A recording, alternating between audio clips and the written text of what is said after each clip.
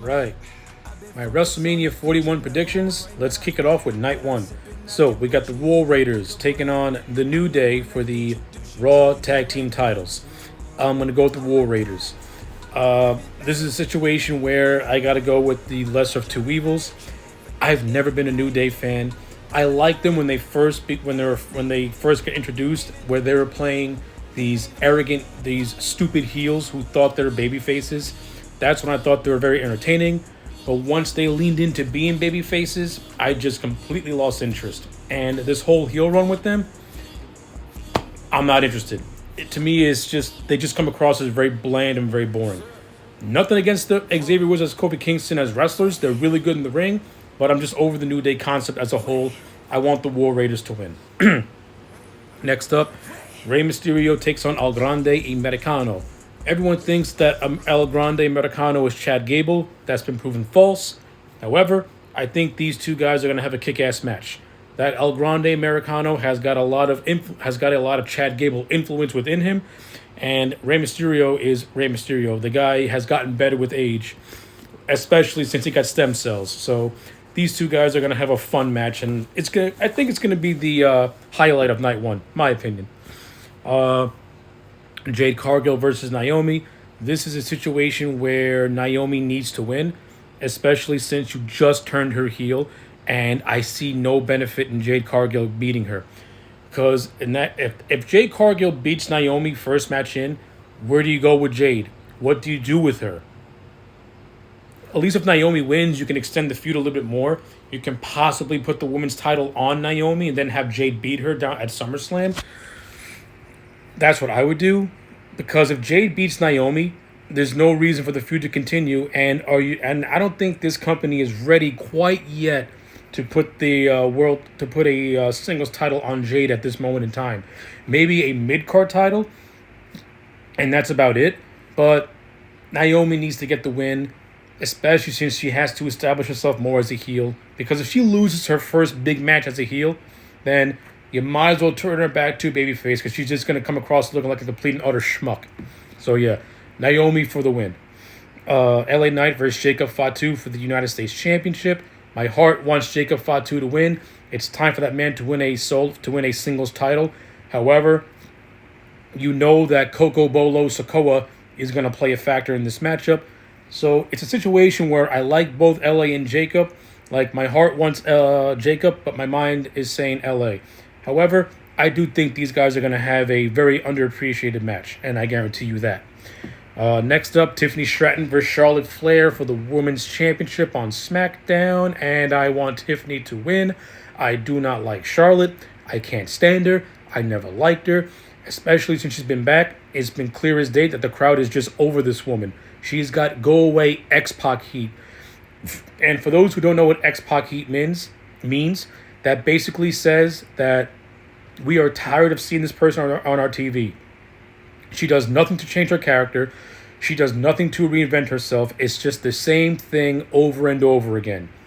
Putting the belt on Charlotte would be the most stupidest decision this company can make. And they're going to get nuclear backlash if that's the case, if that happens at WrestleMania. So yeah, Tiffany for the win. Not because I think her reign's been great, but I do like Tiffy, and I do think I do think there's time to get her for her run to improve. So yeah, my thoughts on that.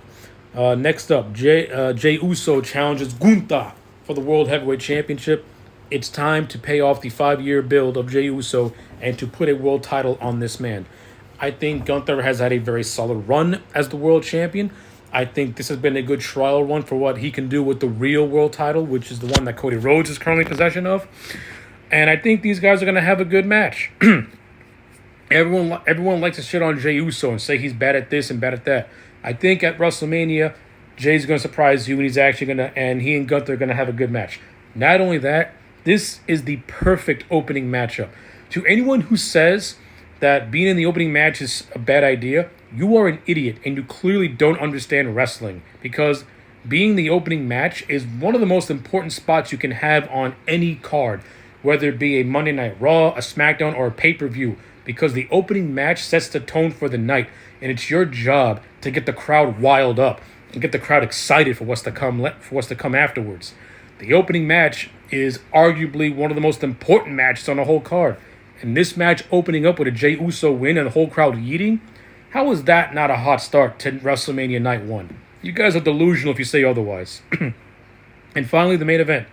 Roman Reigns, CM Punk, and Seth Rollins, with Paul Heyman playing a factor, since he's been heavily involved in the storyline.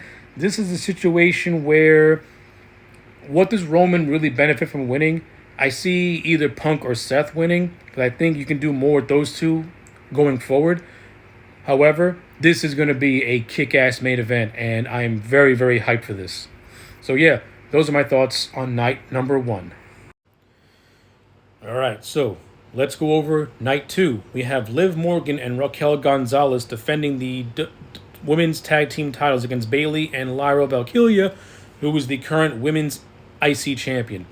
I don't care about this match. I want Liv and Raquel to win, not because I like them, but because Bayley should be fighting Roxanne Perez in a generational match, and Lyra Valkyria, she just bores the hell out of me, and I think she's a decent wrestler, but her character's boring. Half the time I call her Feather Girl because I can't remember what her name is. Yeah, I don't get what the obsession is with Lyra Valkyria. She's meaningless to me, and I feel Bayley should have beat her. And those are my thoughts on that. Liv and Raquel, that's it.